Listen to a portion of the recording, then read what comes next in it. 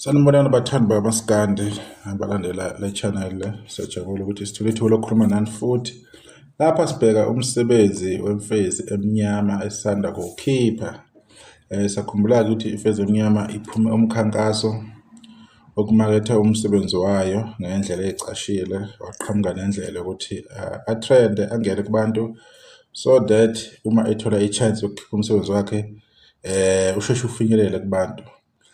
Akukuningi-ke ifezi emnyama ekwenzile, uvele wareleasa nje ingoma ey'mbili, amasingela ayi-2.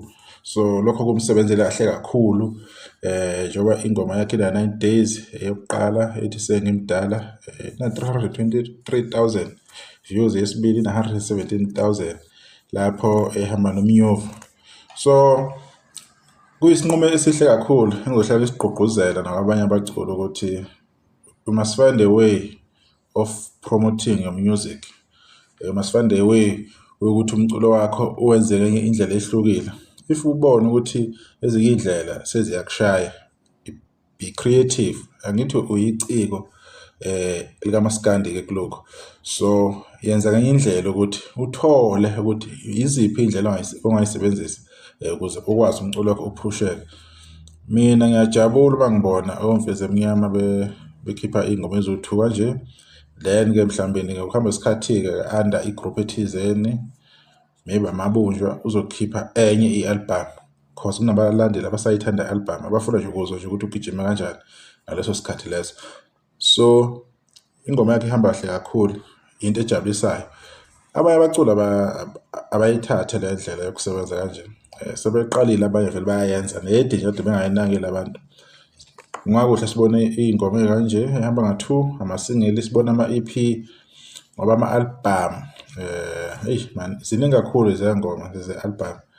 Akulula futhi uyiphusha zonke isikhathi esisodwa, kusuke kuyinhlahla nje if abantu bekwazi ukuthi bekuphushe zikhuphuke kakhulu ngokulandelana kwazo, kodwa kusona wonke umuntu ozoba naleyo hlahla leyo ukuthi bephusheke.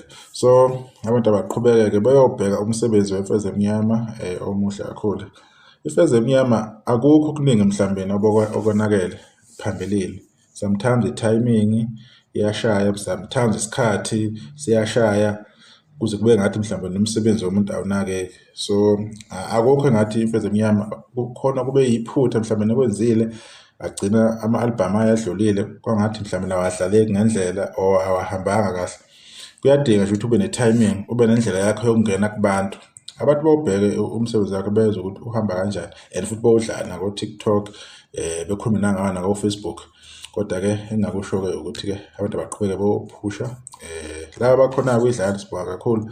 Izo izinto esifuna ukuyibona lezi abaculi bamaskandi bekhombise ithalente labo, bedisplay ukuthi ba-talented kangakanani. Sibonise nezinye iy'nhlaka zikamaskandi ukuthi umaskandi ukhona, uyaphila, usazo-survive and futhi baningi abaculi bamaskandi abanethalente. Akusiyona leyo big 2 or leyo big 5 mhlawumbe nesuke idume ngaleso sikhathi leso. Nabanye nabanye banethalente kakhulu futhi and futhi bayayishaya ingoma. So ilokho-ke sibonge-ke mfezi emnyama, usebenzile kuhle ukucabanga kwakho.